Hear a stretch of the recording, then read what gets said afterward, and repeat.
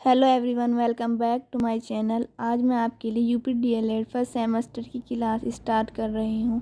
हम सभी जानते हैं कि उर्दू की बुक्स आसानी से नहीं मिल पाती हैं, तो आपने अगर अपने फर्स्ट सेमेस्टर में उर्दू सब्जेक्ट लिया है तो आप यहां से अपनी तैयारी को बेहतर बना सकते हैं।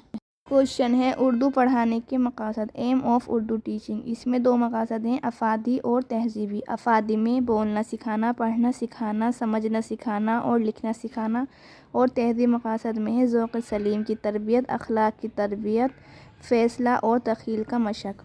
तो पहले हम अफादी मकासद को देखेंगे। बोलना सिखाना। जब हमारे सामने कोई मौजूद हो और हम इससे बातें करें तो इसे बोलना कहते हैं। यूँ तो कभी कभी खुद से ही बातें करते हैं, इससे खुद कलामी कहते हैं। पड़ोसी से बातचीत करें, मुख्तलिफ़ कामों के सिलसिले में लोगों से कारोबारी या निजी सी बात करते हैं। कभी हम अपने बुज़ुर्गों से सवालात पूछते हैं, कभी इनके सवालों के जवाब देते हैं, कभी हुक्म करते हैं तो कभी दरख्वास्त करते हैं, कभी अपने दिल की बात दूसरों को बयां करते हैं, कभी किसी का तारुफ पेश करते हैं, कभी शुक्रिया अदा करते हैं तो कभी शिकवा भी करते हैं। ये तमाम बोलने की शक्लें हैं। इन तमाम बातों से ये इल्म होता है कि बाहमी ताल्लुकात के लिए बोलना की बहुत ज़्यादा अहमियत है।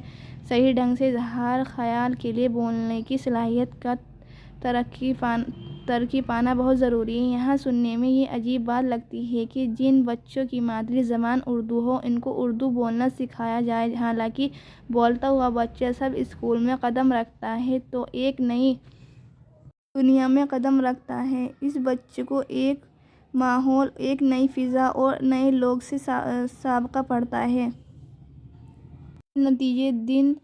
जिसके नतीजे में वो बोलने में झिझक महसूस करता है। इसलिए इसको यहाँ बोलना सिखाना पड़ता है। धीरे धीरे बेहतर बोलने की तरबियत दी जाए। प्राइमरी स्कूल में बोलना और सुनने की तरबियत के लिए दर्ज झेल महारतों पर जोर दिया जाता है।